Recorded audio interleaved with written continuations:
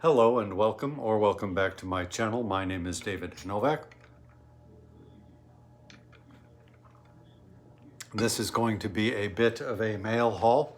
A couple of items came in today, one of which is a book. So I'm always fearful of opening this type of package. One time I cut the cover off of the book, but I think I've learned how to do it since then. Whoops. Well, I cut it and didn't get anywhere. Well, let's try again.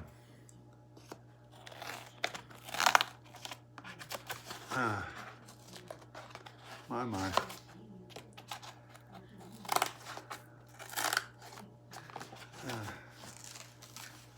Well, I think now I can make a cut this way, and I'm not compromising the cover. Okay. Now, let me, whoops, there they went.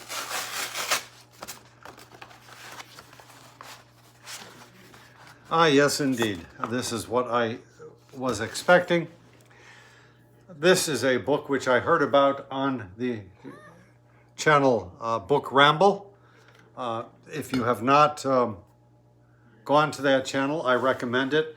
I guess you would say proprietor, the host, Mark, offers up in-depth reviews, and he did an in-depth review of this book by Phillip. I don't know if the title is Fume or Fume, so I will have to figure that out. It is a book of poetry. Phillip, if you do not know, is a booktuber. And so I will put links in the description box to both Phillip's and Mark's channels and urge you to check them out.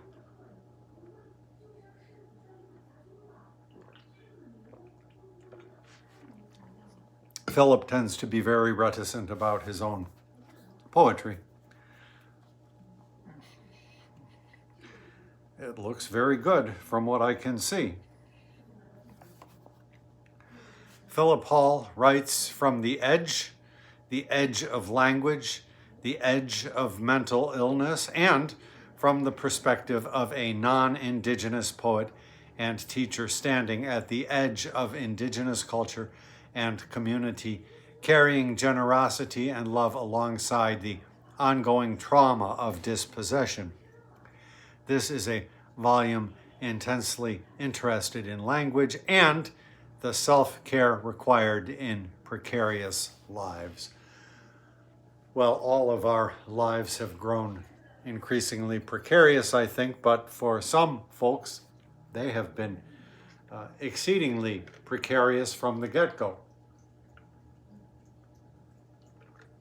In honor of my expectation, I should say, I donned this shirt. This is actually a shirt, if you are habituals to my channel, you will have seen this, but I flipped it around, and so I have it on backwards for the sake of this video so that you could see the slogan that runs across the back. What is on the opposite side, or normally the front sometimes, but not all the time, gets me a warning from YouTube. Well, not really a warning. I guess there's sort of couched with it a warning, but it gives me an age restriction. Well, why don't I read one? Now this is, I'm coming at this cold. So this is, and I may not say everything correctly here, Gudanji Old Moon Curlew. A sliver of crescent-shaped light amidst all dark matter. New moon, digging the roots meanwhile.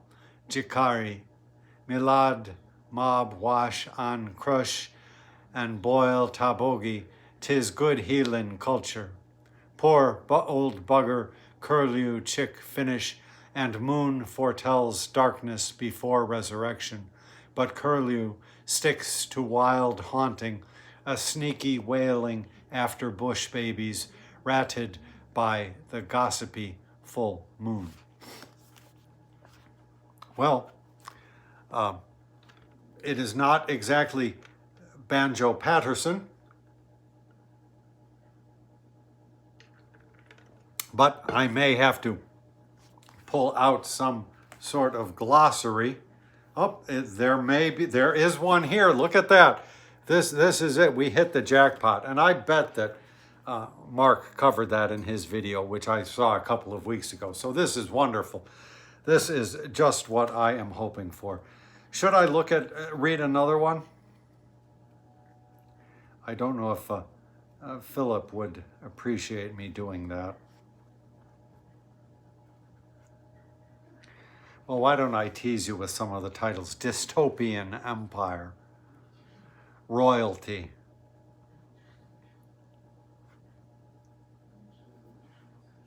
this one is titled Mercenaries, Missionaries, Misfits, for Borolula's White Fullahs. From this knoll we measure our starting lines before descending, via a myriad of spurs and gullies, all those false starts and retraced steps, emerging like oil and water, some seeking in the east a jeweled nadir, a morning star tracking metamorphosis, others a western dimness, deemed by some the end of all their days. So, to give you a sense of this, I don't know if I will be reading this straight through or even if I will be including it in my tally of books for the year, because generally speaking, I dip into books of poetry. I don't read them straight through. Hanshan has been an exception, so this will be getting counted if I finish it, as I am on track to do. So I thought to sort of round out this mail haul, I would show you my latest issue of The Nation. It seems like they are on a monthly schedule now, so I was cursing them for missing issues. They used to occur more frequently, although in this day and age, magazines of this sort seem to have little purpose, because anything that is written about is inevitably old news. Nevertheless, I glanced through it. As with books of poetry, I do not read these magazines straight through either. I just kind of poke through them and see what's interesting. And so far, I have poked through and found 3 pieces that I found interesting. So I thought that I would share a little bit from each of those with you. This is a regular column by Elie Mistal, who's a very interesting writer. Heroism in small acts. While large-scale resistance might feel futile right now, there are other ways to oppose, engage, and fight back. So I recommend this article, and I recommend the sentiment also. We are in a time where the fascists are trying to destroy our democratic form of government and replace it with an autocracy and repeal all of our rights, such as are guaranteed in the Bill of Rights, to repeal all due process of law as espoused by the Constitution.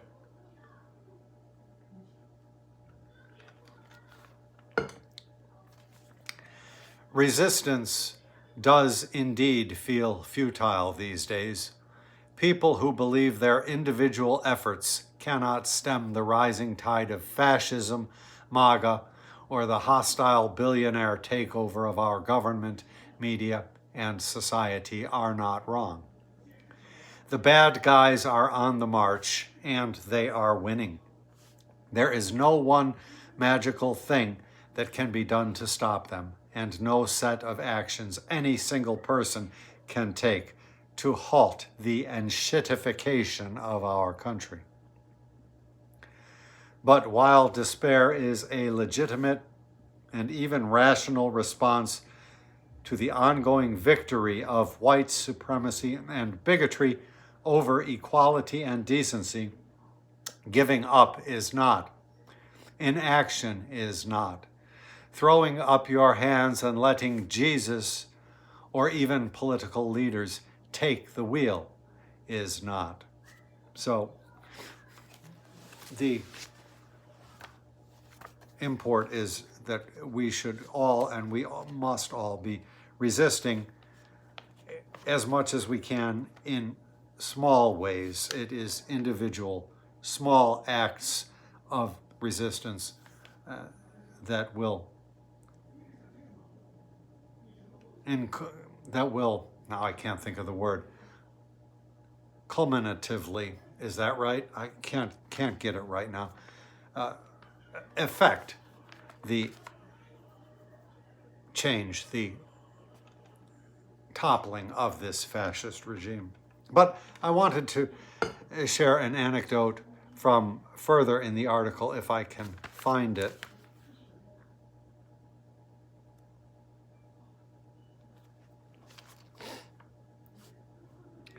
Near the start of the second Trump administration, a friend sent me a story I was not familiar with from World War II.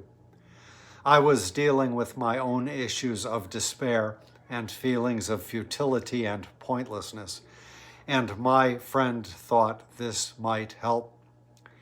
It concerns a B-17 pilot whose plane was shot up over Nazi Germany. The bomber was hit directly in the gas tank, not once but numerous times, but for some reason the tank did not explode. The pilot felt blessed by God. After an investigation, it was revealed that the shells that hit the gas tank had no explosive charge in them. Instead, inside one was a note written in Czech. It read, "This is all we can do for you now." It might be that all we can do right now is to harass and document ICE's goons as they try to kidnap and abduct people from our block or courthouse or house of worship.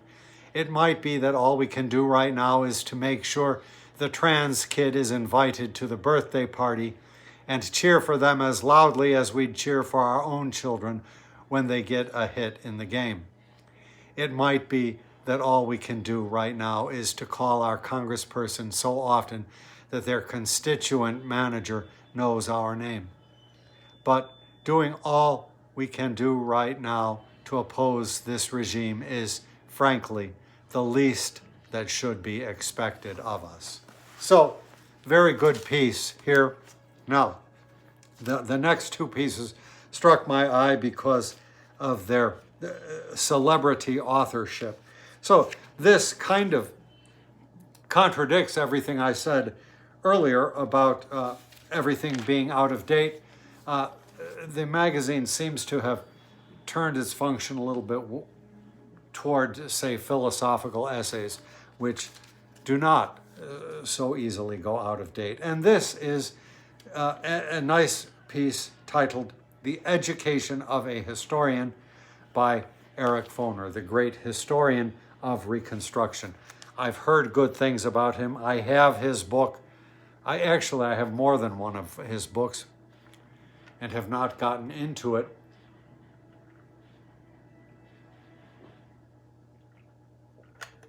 I definitely want his take on Reconstruction to follow up on the Black Reconstruction by Du Bois, which I read years ago, and it was thick and dense, very worth reading. Library of America now has it out in a LOA edition, and I heartily recommend it. But I suspect that Eric Foner's language is a little bit easier. The education of a historian. Freedom is neither a fixed idea nor the story of progress toward a predetermined goal. I don't know that he wrote that, the headline or the sub-headline. Probably not. My education as a historian began at home. My father, Jack D. Foner, was a historian, as was his twin brother, my Uncle Phillip. W.E.B. Du Bois and Paul Robeson were family acquaintances, and history was a frequent point of discussion around our dinner table in the suburbs of New York City. But the history that my brother Tom and I absorbed was quite different from what we were taught at school. There, slavery and modern-day racism were rarely, if ever, mentioned. My parents, however, instilled in us the conviction that the Jim Crow system was a scandalous injustice and that radical dissenters such as Frederick Douglass, whose powerful speeches and writings my uncle collected and published in 5 influential volumes, were among the most heroic Americans.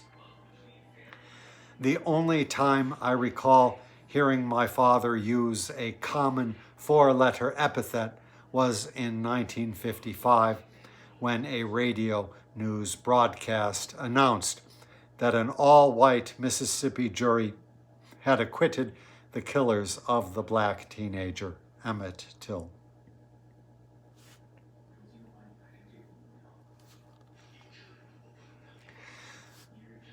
Just an interjection. Our President, Donald Trump, has ordered or ordained the scrubbing of history from the Smithsonian museums. I'm sure he doesn't even know what's in there.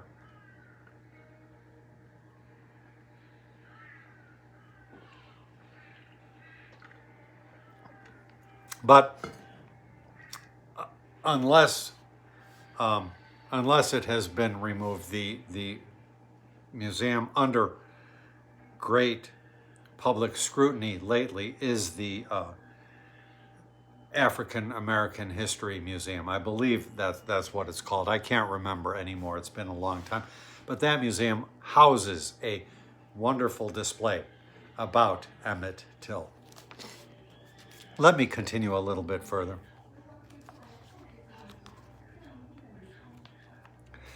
Long before the depredations of Senator Joseph R. McCarthy, the Rap Coup Dirt Committee of the New York State Legislature in Albany launched an effort to purge the City University of New York of subversive elements.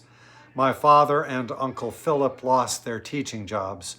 Later, my mother, Lisa, was dismissed from her job as a high school art teacher. This, of course, a famous exile during the McCarthy era was my first historian, Moses Finley.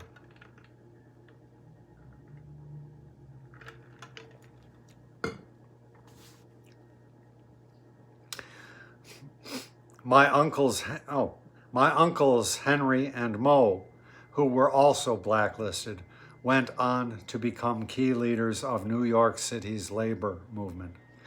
Their experience taught me another important historical lesson: the fragility of civil liberties. Freedom of speech and the right to dissent were not ingrained in the American system from the outset. They grew in importance over time, thanks in considerable measure to the actions of those outside the political mainstream, among them anti-slavery speakers who confronted pro-slavery mobs, members of the industrial workers of the world who demanded the right to deliver public speeches without prior approval from local authorities, and women's rights advocates who violated the law by disseminating information about birth control.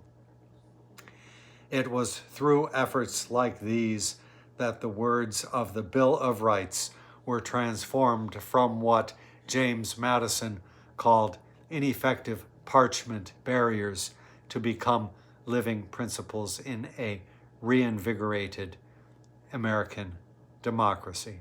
That detestable man was opposed to the Bill of Rights. Last year I read Henry Adams's history of his administration as well as the preceding one, and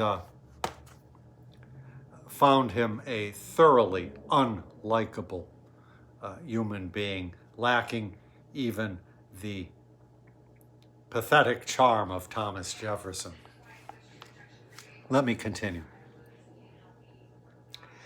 I also learned, in part from my father, who established one of the first African American studies programs, that Black history is American history. This insight, a central theme of the Smithsonian's National Museum of African American History and Culture, does not mean that other histories are of no importance, but rather that the Black experience has been central to the historic evolution of our politics and society and to our evolving understanding of freedom for all Americans. By inspiring other social movements that transformed our ideas about the meaning of freedom, African American struggles for justice played a major role in the emergence of the modern idea of universal human rights. So just a side note there, I was born in the early 1960s. That idea that Black history is American history was something I never knew about until the advent of social media. And with the advent of social media, I began encountering people and with them ideas that I had been inured from, I think is the word. I can never remember how to pronounce that. That I had been, is it buffeted from? I can't remember. I'm sorry.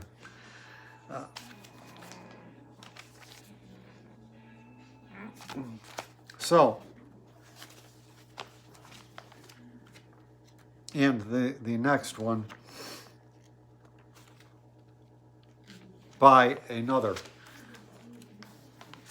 favorite writer, and this one I've read several books by him, Adam Hochschild, and this is a review of a new biography of Mark Twain, or Samuel Clemens. I'm not interested overmuch in the biographies of literary figures, unless they're a literary figure that means something special to me or meant something special to me in the course of my development.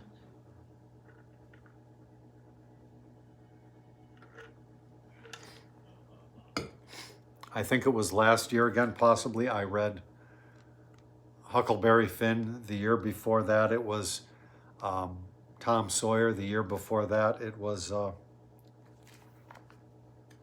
The Prince and the Pauper.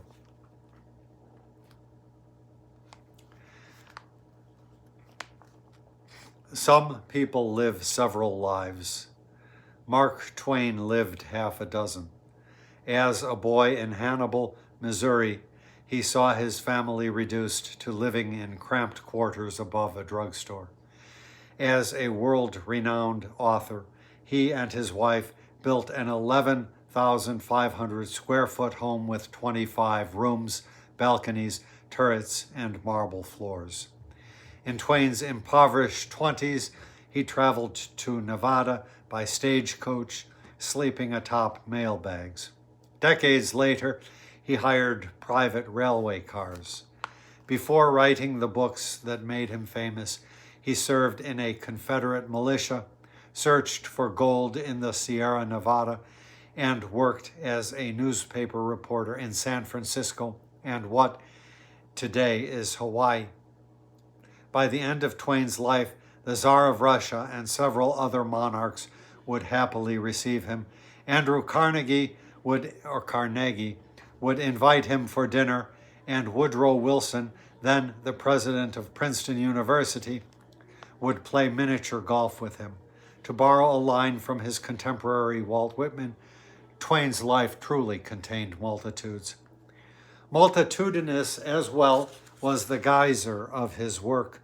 Twain left some 30 books and pamphlets, thousands of newspaper and magazine pieces, as well as notebooks, unpublished manuscripts, and a mountainous 3-volume autobiography whose mixture of fact and fancy has kept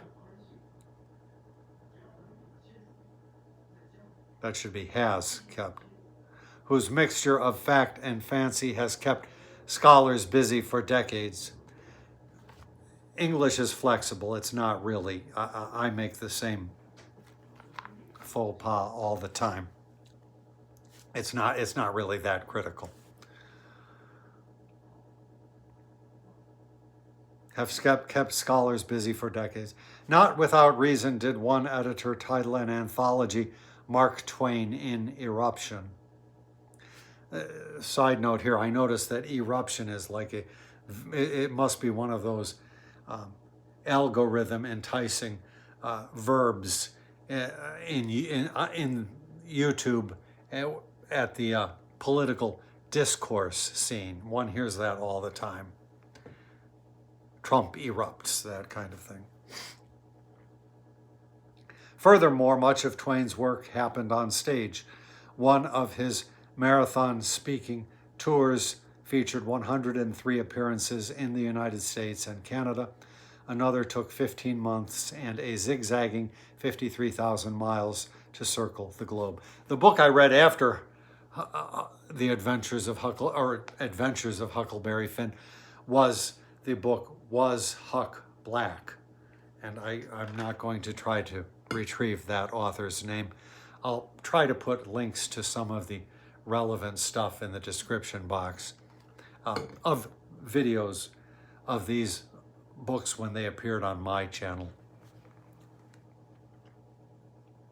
Ron Chernow's massive but highly readable new biography titled simply Mark Twain covers the entire volcano.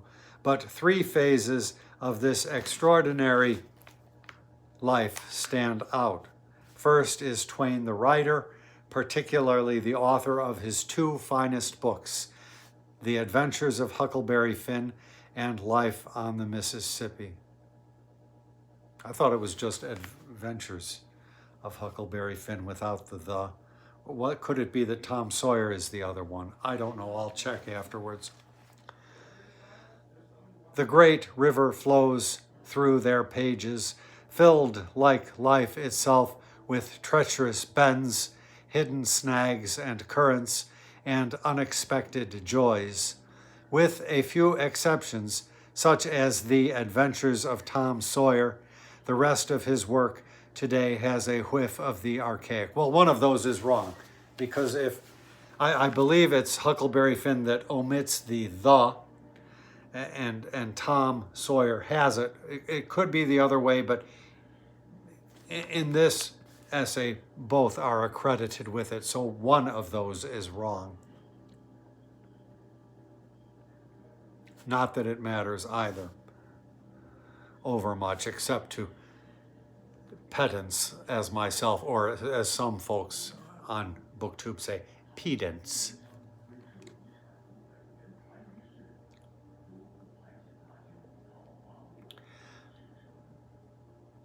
The great river flows through their pages, filled like life itself with treacherous bends, hidden snags and currents, and unexpected joys. With a few exceptions, such as The Adventures of Tom Sawyer, the rest of his work today has a whiff of the archaic. Would we still read The Prince and the Pauper or A Connecticut Yankee in King Arthur's Court if they'd been written by someone else? When it comes to princes and kings, no one outshines the Duke and the Dauphin, the fake royalty and Huckleberry Finn. Well,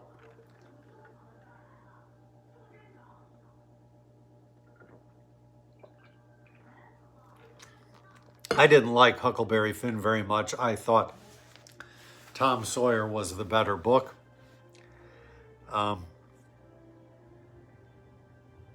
I forget how I characterized it in my video. It's not very good, but it is great. Something like that. But this, when it comes to Prince, no one outshines the Duke and the Dauphin, the fake royalty and Huckleberry Finn. All of that extended segment was just, I couldn't stand any of it. And then this other thing, the rest of his work today has a whiff of the archaic. Well, we know, being a poet, I do not mind a whiff of the archaic. Where would we be without whiffs of the archaic?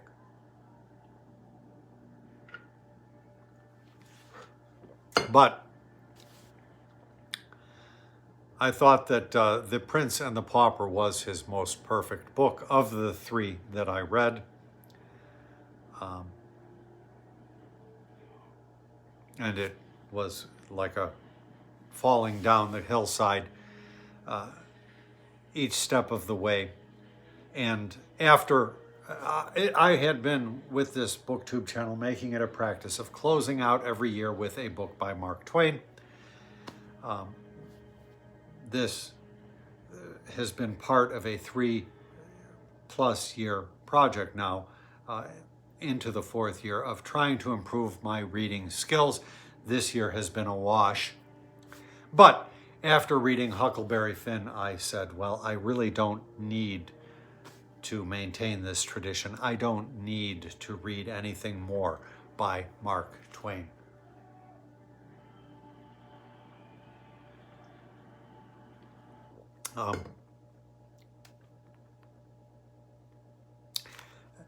Somewhere later in here he mentions that Mark Twain took up against King Leopold, which was Adam Hochschild's subject. And I have read that, I think, but it comes as a book, but I think it's just an essay. And I think I've read 1 or 2 pieces of his nonfiction prose here or there.